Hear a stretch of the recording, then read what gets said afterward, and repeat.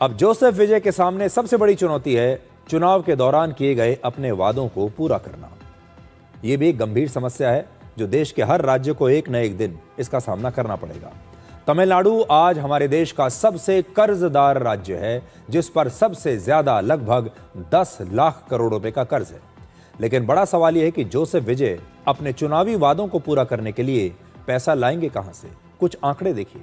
Joseph विजय ने जो वादे किए उन्हें पूरा करने के लिए हर साल लगभग 1 लाख करोड़ रुपए की जरूरत पड़ेगी, जबकि तमिलनाडु सरकार की एक साल की कुल आमदनी ही लगभग 3,30,000 करोड़ रुपए है। तो इसमें से 1 लाख तो आप सिर्फ वादे पूरे करने के लिए निकाल लीजिए, यानी राज्य की कुल आमदनी का लगभग 1/3 हिस्सा सिर्फ चुनावी वादों को पूरा करने में चला जाएगा। अब इन वादों पर नजर डालिए। नई जो दुल्हन है, जिन लड़कियों की नई नई शादी होगी, उन्हें हर दुल्हन को 8 ग्राम सोना दिया जाएगा। हर बच्चे के जन्म पर उसे सोने की अंगूठी दी जाएगी। तमिलनाडु में हर साल लगभग 8.4 लाख बच्चों का जन्म होता है। इसके अलावा राज्य में बड़ी संख्या में शादियां भी होती हैं, आप अंदाजा लगा सकते हैं। और यह तब होगा जब देश के प्रधानमंत्री कह रहे हैं कि अगले 1 साल तक सोना मत खरीदिए। जितनी बार आप सोना खरीदेंगे, आप समझ लीजिए आप देश को नुकसान करेंगे। हर परिवार को साल में 6 एलपीजी सिलेंडर मुफ्त दिए जाएंगे, जबकि एलपीजी सिलेंडर्स की कमी आने वाले समय में हो सकती है ईरान युद्ध की वजह से। स्कूल जाने वाले बच्चों की माओं को हर बच्चे के लिए हर साल 15,000 रुपए दिए जाएंगे ताकि बच्चे स्कूल जाना ना छोड़ें। यह इंसेंटिव है, यानी अगर किसी महिला के 3 बच्चे हैं तो उसे हर साल 45,000 रुपए मिलेंगे। महिलाओं को हर महीने 2,500 रुपए दिए जाएंगे और बेरोजगार ग्रेजुएट युवाओं को हर महीने 4,000 रुपए मिलेंगे।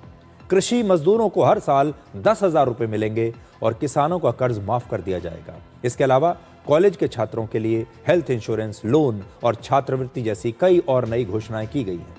जोसेफ विजय के घोषणा पत्र में कई वादे सामाजिक तौर पर बड़े आकर्षक दिखते हैं, लेकिन आर्थिक तौर पर उन्हें लागू करना बहुत मुश्किल काम होगा। सबसे बड़ी चुनौती यह है कि इतना पैसा आएगा कहां से। सोने की कीमतें लगातार तेजी से बढ़ रही हैं, सोने की कमी हो रही है। ईरान युद्ध के बाद पूरी दुनिया में ऊर्जा का संकट है।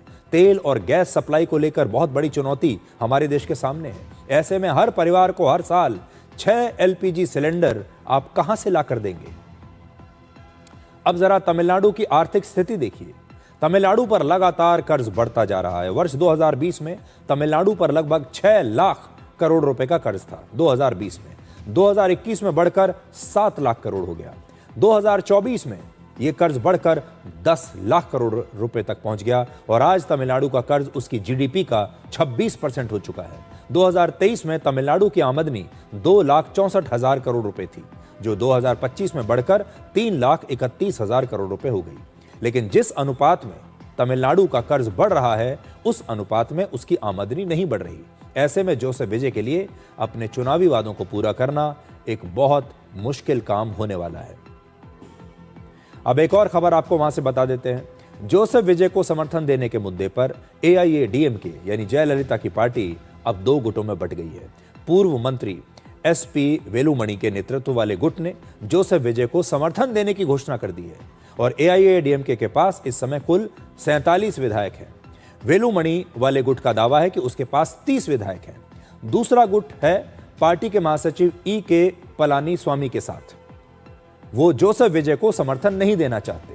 मुख्यमंत्री जोसेफ विजय को कल विधानसभा में अपना बहुमत साबित करना है और 234 सदस्यों वाली इस विधानसभा में बहुमत के लिए 118 विधायक चाहिए और जोसेफ विजय के पास 119 विधायकों का समर्थन अभी है, यानी बहुमत से 1 ज्यादा। ये ब्रेकअप आपकी स्क्रीन पर है।